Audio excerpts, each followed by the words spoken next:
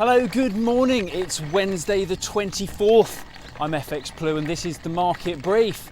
So Boris updated social distancing. It wasn't quite the summer sale with 50% off across the board because if you can still stay 2 meters apart, you should.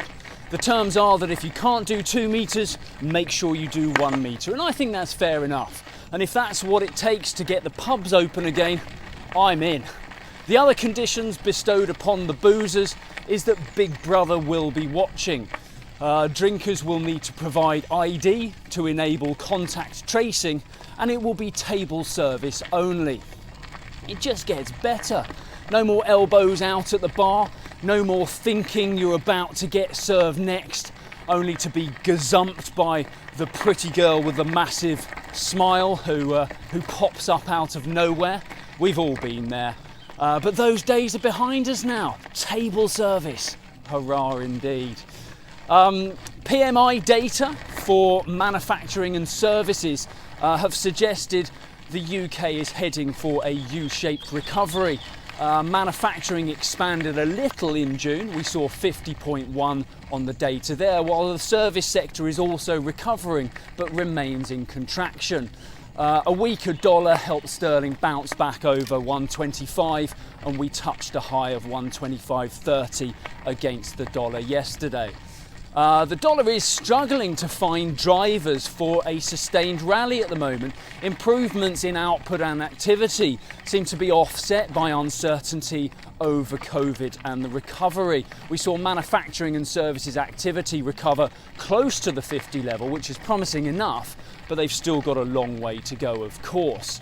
But meanwhile, we've got New York State. You know, that was once the global epicenter, and that appears to be recovering and ready to lift several restrictions. But meanwhile there, we've got Florida and South Carolina reporting record levels recently, and that just adds to the fear of a second wave. So with all that uncertainty, it's the employment numbers that will remain the key bellwether for the state of the US economy.